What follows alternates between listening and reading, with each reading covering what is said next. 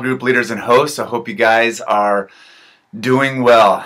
This week should be an interesting week. We're talking about temptation, and I'm hoping our attendance is good. And I want to encourage you guys to communicate in advance with your small group saying, hey guys, don't be sick this week. Don't plan anything. Be here, because we're really going to be able to unpack some foundational things for people in their faith and questions they have and struggles that they're dealing with.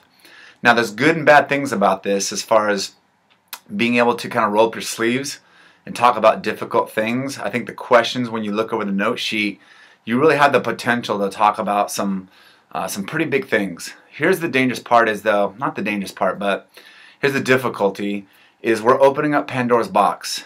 And that can be hard because one of the values here at our church is that we want to get real. We don't want to just talk about surfacey stuff or just use religious verbiage. We want to get down and have the gospel meet us in some of our darkest places.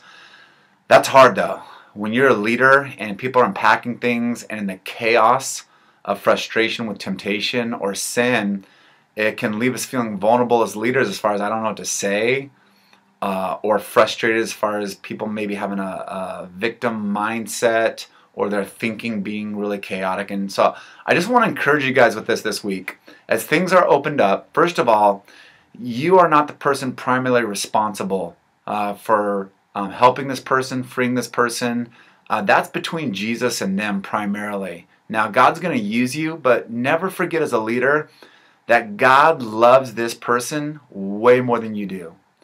And so as people are unpacking, you feel concern and care, that's good, but just make sure it's appropriate, especially for those of us maybe that are going to be triggered as we hear people's stories, or sometimes we can kind of bleed into their story. Maybe we've had difficult past, or we're in the midst of working through difficult things, or we have recently. We're going to want to interject or put our story on them. We just got to be careful. So really be prayerful as far as, hey God, what's mine? What's not mine? Remember that we're here to support you guys. And so if things are discussed, if it's something that's beyond you, or like, wow, I don't know if I have the time, or if I don't know if I have the giftedness to necessarily give them what they need, make sure you're communicating with myself, Tim, Katie, or any one of your coaches that you have. And that'll be important to make sure we're guiding you through as things are kind of bubbling up. We're already seeing at our weekend services, they're primed, and they're already starting to go to those places where it's like, wow, I really need to open that room up and let Jesus in, and that there's freedom and that there's hope there. So think through the night also as far as how much you guys are going to split and be together, depending on the nature of the relationship with the couples in your group or what people you think they're going to be discussing. It might not be good to talk about certain things in the big group. So one of the things you might want to think through are the verses. I really try to make it practical as far as the questions and drawing out the principles and the truths in those questions. And so you might want to do the verses first and then jump into some of the questions. And so just really think that through, pray that through. And if you have any questions on the verses that I gave you, please feel free to shoot me an email as far as like, hey, where are you going with that? I know sometimes you guys have wondered, why did you guys pick that verse?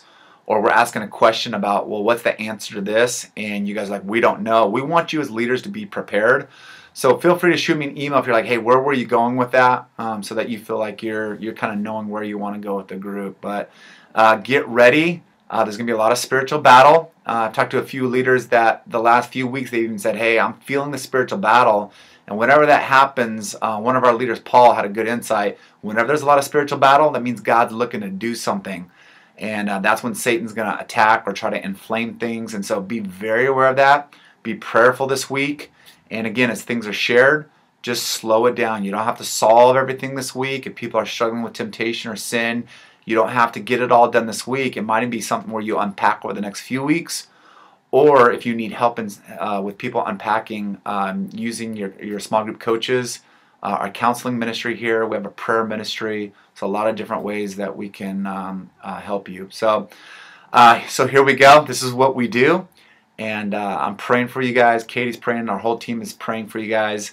And we're excited about what God is going to do. Make sure you read through the whole email too. We have some important dates coming up, especially our small group end of the year leader celebration. It's going to be, we're already planning it. It's going to be ridiculously fun.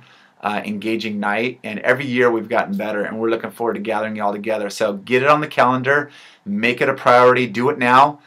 Get on Google, make sure your family's good to go, and that night is ready. It's going to be a good time. So take care, you guys. Have a great week.